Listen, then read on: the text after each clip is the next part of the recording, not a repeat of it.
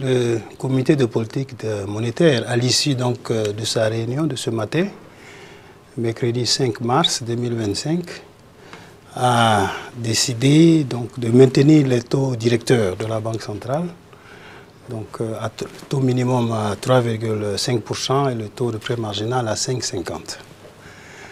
Alors, comme à l'accoutumée, le comité de politique monétaire examine la situation économique d'ensemble, les questions concernant l'économie internationale, l'évolution internationale et bien entendu la situation interne au niveau de notre région. Alors, au plan international, on note quand même certaines évolutions. D'abord que la croissance, d'après le FMI, tourne autour de 3% au niveau mondial. Donc c'est une croissance qui est quand même bonne en 2024. Et en 2025, on devrait se situer plus ou moins au même niveau, autour de 3,2%. Et puis au plan international, on note également certains aspects qui sont importants pour nous, pour nos économies. Les prix des produits que nous exportons, c'est-à-dire que la région exporte, ces prix-là ont augmenté de manière importante. Cacao, coton, l'or, pratiquement tous les produits ont augmenté, les prix des produits. Alors, bien sûr, ça a un impact parce qu'on va le voir peut-être un peu plus tard, ça joue sur la valeur de nos exportations et donc sur évidemment le commerce extérieur. On a noté également que le prix de l'énergie, parce que nous sommes quand même, c'est vrai, nous produisons des produits pétroliers, mais nous sommes toujours importateurs nets. Les prix des produits énergétiques, nos produits pétroliers, ont baissé. Alors bien sûr, pour nous, c'est important, parce que ça c'est un élément positif dans la mesure où ça joue moins sur les prix de l'inflation. Donc la croissance au plan international est bonne. Nous avons des prix de nos produits exportés qui augmentent. Au plan interne, quand même, au niveau de la région, il y a quand même de bonnes nouvelles, il faut le dire. La croissance est solide. On termine l'année 2024 avec une croissance autour de 6,2%, comparé à 5,3% en 2023. Donc il y a un dynamisme économique assez soutenu.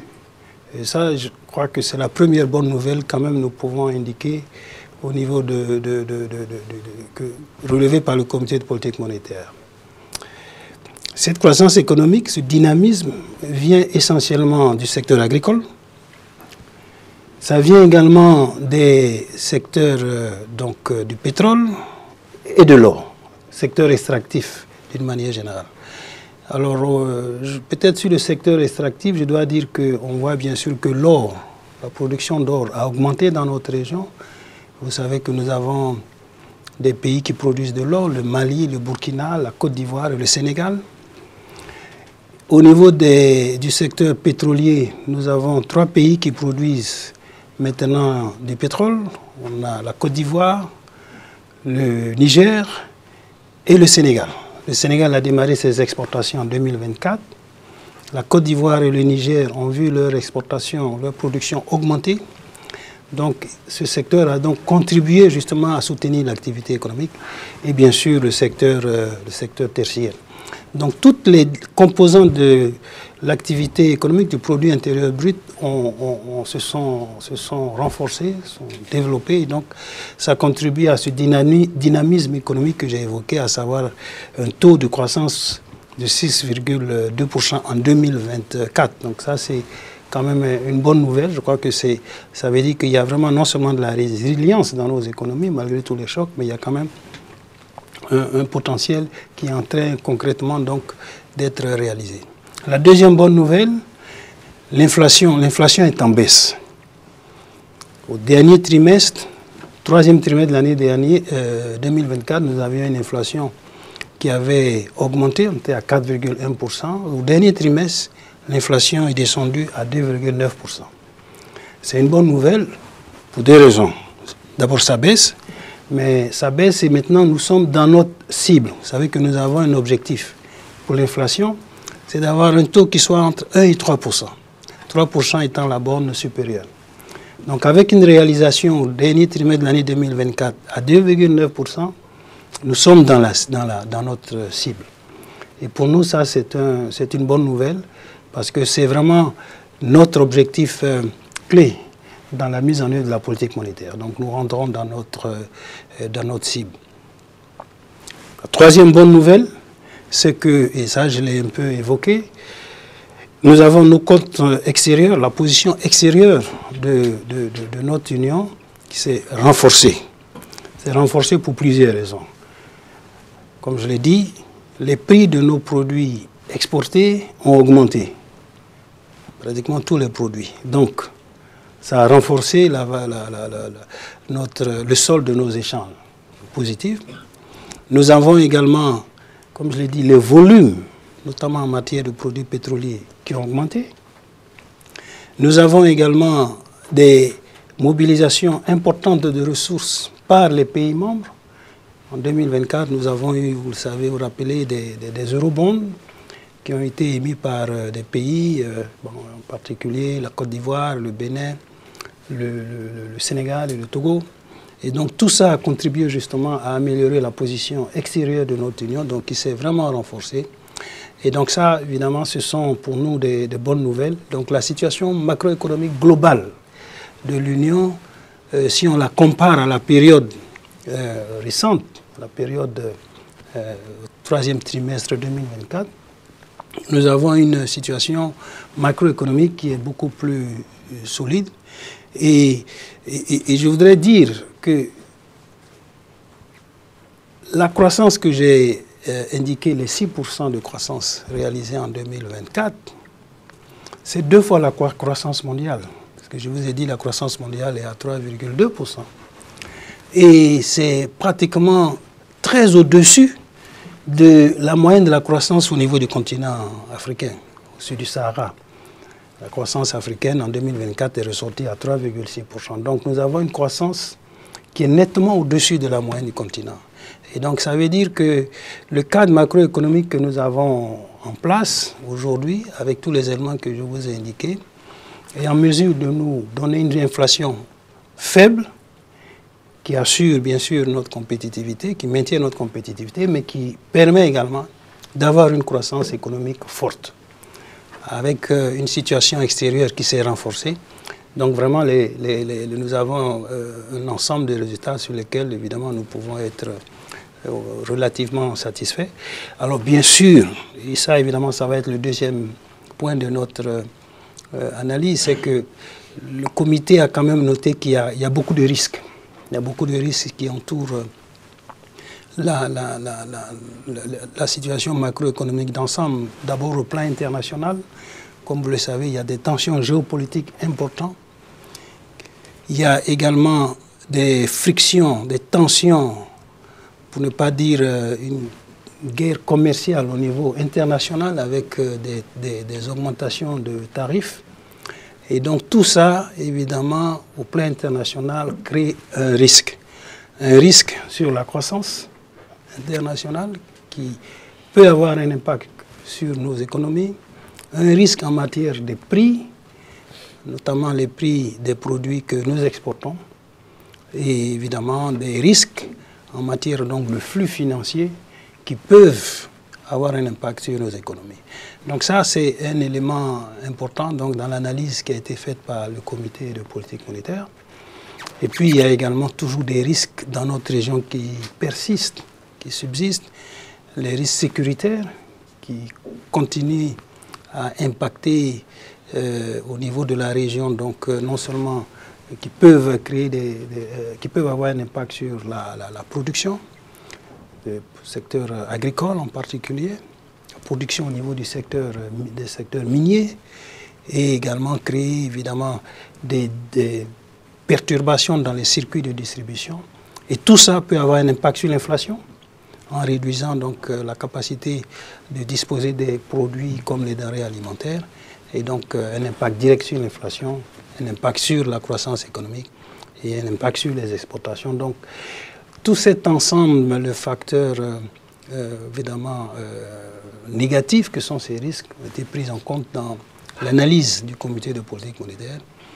Et donc, au vu d'une évaluation globale de cette situation, des perspectives à court terme sur l'année 2025 qui ont également été faites, avec une croissance qui devrait rester soutenue, au-dessus de 6%, devrait atteindre 6,3%, une inflation qui devrait, d'après nos prévisions, baisser, après le chiffre de 2,9 que j'ai évoqué, mais avec des facteurs de risque quand même assez importants, assez préoccupants, qui font que le comité de politique monétaire a décidé de rester donc en ligne avec la politique actuelle qui est donc de maintenir le taux directeur au niveau actuel, étant entendu que évidemment les résultats en matière de croissance et d'inflation et de renforcement de notre position extérieure en 2024 est relativement bonne.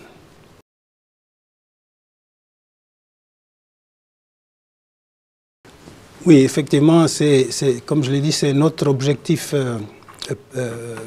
principal. Hein. Vous savez, la stabilité des prix, donc un objectif d'inflation dans une cible de 1 à 3%. C'est vraiment l'objectif principal, bien sûr, sans oublier que nous restons très attentifs à l'activité économique, à la croissance économique, parce que c'est ça qui génère de la valeur ajoutée et génère des emplois. Alors, donc, je vous ai dit qu'on est passé d'une moyenne de 4,1% au troisième trimestre, que nous sommes descendus à 2,9%. Les raisons, il y a essentiellement le fait que nous avons donc le produit alimentaire, un élément important du panier de la ménagère, donc de l'inflation. Et ces produits alimentaires, le prix de ces produits dépendent de deux éléments clés. D'abord, les prix de produits alimentaires importés. C'est un élément important. Et ces prix-là ont baissé. Deuxièmement, les prix des produits alimentaires qui proviennent de notre région, de production agricole, de campagne agricole, produits vivriers, céréales, tubercules en particulier. Et là, nous avons 2024-2025 une bonne campagne agricole. Donc, cette campagne agricole, donc 2024-2025, nettement meilleure que la précédente, évidemment, a permis d'avoir de la production sur les marchés. Donc, ça a amélioré l'offre et donc ça a fortement contribué à la baisse des prix alimentaires, donc de l'inflation. Et puis, je vous ai dit également, les prix des produits énergétiques internationaux ont baissé. Donc, ces prix-là, évidemment, jouent sur l'inflation.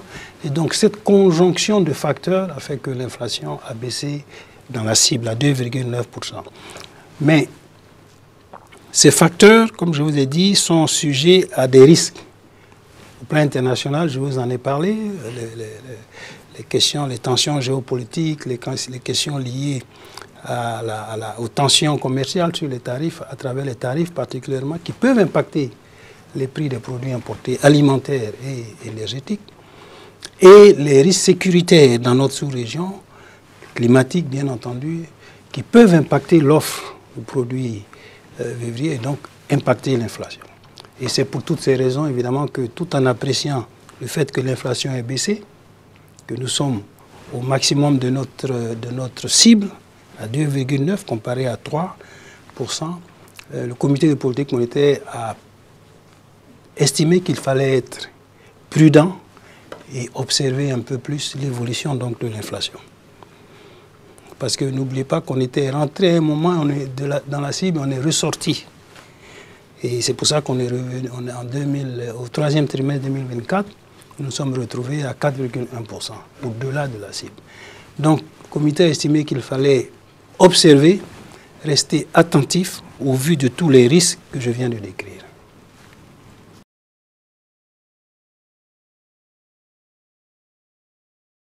Oui, les facteurs qui sont derrière la forte croissance, bon, d'abord, et j'ai un peu insisté là-dessus, nous avons aujourd'hui un cadre macroéconomique qui est stable. Avec une inflation qui est maîtrisée, puisque nous sommes aujourd'hui quand même à 2,9%, Et donc c'est un cadre qui offre une incitation aux acteurs économiques pour effectuer les investissements. Et ça, c'est vraiment important. Et les secteurs qui sont à l'origine de cette croissance économique, qui, comme je l'ai dit, c'est une croissance qui est au-dessus de la moyenne africaine, très largement, et le double de la croissance mondiale. Et donc c'est le secteur agricole. En d'autres termes, si nous avons de bonnes conditions climatiques, l'environnement macroéconomique aujourd'hui permet d'investir dans le secteur agricole. Et c'est ce que nous observons. Il y a beaucoup d'investissements dans le secteur agricole et pratiquement toutes les cultures de rente et les cultures vivrières sont en hausse en matière de production, la quasi-totalité. Le deuxième élément que j'ai évoqué, nos économies aujourd'hui ont des secteurs extractifs, or et pétrole, qui sont en forte croissance. J'ai donné l'exemple du secteur pétrolier. Nous avions la Côte d'Ivoire et le Niger qui produisaient du pétrole, mais ces deux pays ont vu leur production augmenter. Nous avons le Sénégal qui a commencé en 2024. Et donc, si vous regardez la production entre 2023 et 2024, la production de produits pétroliers dans notre région, donc provenant de ces trois pays, a augmenté de près de 60%. Donc, hausse en Côte d'Ivoire, hausse au Niger, le Sénégal qui vient en production. Et en 2025, on s'attend à une hausse encore qui devrait tourner autour de 30%. Donc, c'est un secteur qui est vraiment dans une dynamique positive forte. Et puis, nous avons le secteur des services. Alors, le secteur des services, en général, accompagne les secteurs primaires et les secteurs secondaires, mais évidemment, se développe lorsque l'environnement est favorable. Et c'est ce que je décrivais tout à l'heure. Nous avons un environnement aujourd'hui macroéconomique qui est stable, donc qui permet aux acteurs d'intervenir et d'effectuer leurs opérations d'investissement en toute sérénité.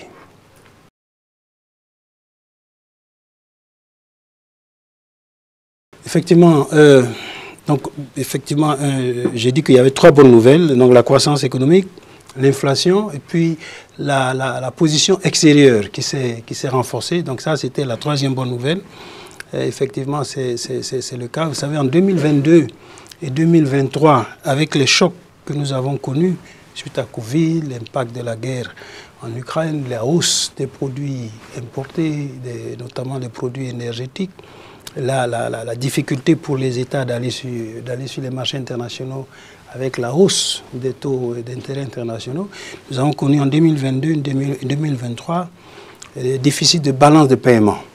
Donc, le sort de nos échanges extérieurs est ressorti défavorable, négatif. Nous avons perdu donc plusieurs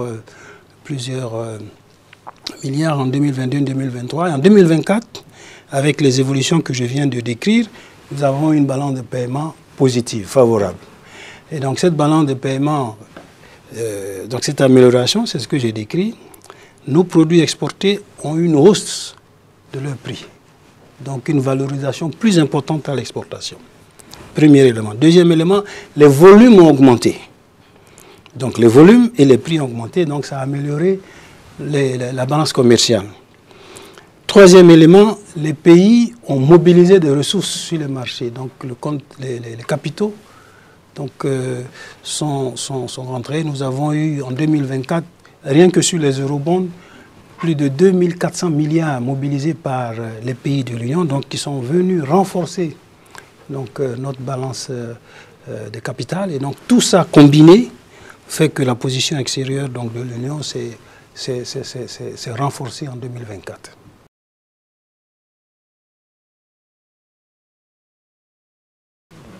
Bon, nous sommes en 2025. J'ai parlé de la croissance.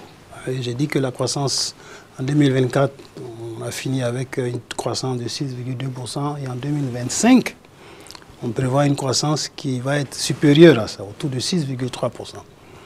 Et j'ai dit que les moteurs de la croissance, il y avait bien sûr le secteur agricole, le secteur extractif. Et j'ai dit que quand vous regardez le secteur extractif, vous avez, si vous prenez l'or, la Côte d'Ivoire et le Sénégal sont des producteurs d'or, avec le Mali, le Burkina et le Niger. Et le pétrole, j'ai dit que le Sénégal et la Côte d'Ivoire sont des producteurs, donc des exportateurs de produits pétroliers. J'ai dit que la production exportée en 2024 avait augmenté et ça va encore augmenter en 2025 pour la Côte d'Ivoire et le Sénégal. Donc, au plan de la croissance, ces pays devraient avoir une croissance très forte, de manière soutenue. Okay. Maintenant, vous avez parlé de la question des élections en Côte d'Ivoire et puis de la situation. Bon, vous savez, j'ai dit qu'il y avait plusieurs facteurs qu'on prend en compte. J'ai parlé de la situation sécuritaire, la question climatique, évidemment. On regarde tous ces aspects. Je ne vois pas de difficultés particulières pour les questions. De toute façon, on sait que les élections ont lieu chaque 5 ans. Et donc, il y aura des élections. Il y a eu des élections dans certains pays et ça n'a pas nécessairement touché à la croissance. Donc, on n'anticipe pas de difficultés particulières. La situation du Sénégal, elle est connue. Je crois que les autorités, comme cela a été dit, ont joué la transparence parfaite.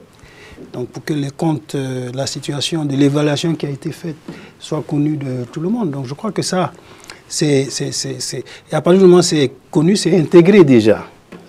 C'est intégré et c'est ce que nous avons fait. Nous avons déjà, nous, sur la base des informations communiquées par les autorités, on l'a intégré dans les évaluations que je vous ai données. Et quand j'ai fait le point sur l'évaluation en 2024 et les évaluations en 2025, nous avons intégré toutes ces informations qui nous ont été communiquées par les autorités. Et c'est tel que nous l'avons noté, les autorités ont décidé donc d'aller de l'avant, de poursuivre donc les réformes qui doivent être faites, et puis aussi de poursuivre leur engagement, leur dialogue avec les partenaires, notamment les organisations comme le Fonds monétaire, la Banque mondiale, enfin tous leurs partenaires. Donc je crois que qui se sont d'ailleurs même engagés à accompagner le pays pour pouvoir aller de l'avant. Donc ce qui est important, c'est d'avoir les informations, de les intégrer et puis de voir quelle va être l'orientation que les autorités vont imprimer aux actions qui doivent être menées dans le court terme et dans le moyen terme. Voilà, je crois que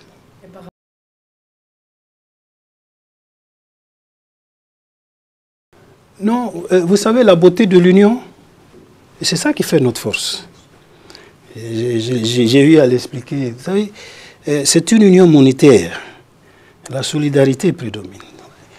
Aujourd'hui, un pays peut avoir une difficulté. D'ailleurs, dans l'histoire de l'UEMOA, ça a toujours été le cas. À un moment donné, il y a un pays qui peut avoir une difficulté, mais les autres sont là. Ça compense. Et puis demain, quand c'est un autre pays, mais les autres sont là. Ça compense. Vous voyez, c'est ça qui fait la force de l'union monétaire. Et donc, aujourd'hui, vous avez, même quand il y a eu des cas où, bon, parfois, dans certains pays, il y avait beaucoup de tensions, mais l'union est restée forte parce que, bon, les autres sont toujours là. Il y a toujours d'autres pays qui sont là pour compenser. Et donc, je crois qu'aujourd'hui, encore une fois, sur le Sénégal, les autorités ont joué la transparence, les informations sont connues et se sont engagées à aller de l'avant avec des réformes pour corriger les choses qui n'ont pas bien fonctionné. Donc, nous, Banque centrale, notre rôle, évidemment, c'est toujours d'accompagner les États. On le fait pour tous les pays, donc dans leur processus pour aller de l'avant.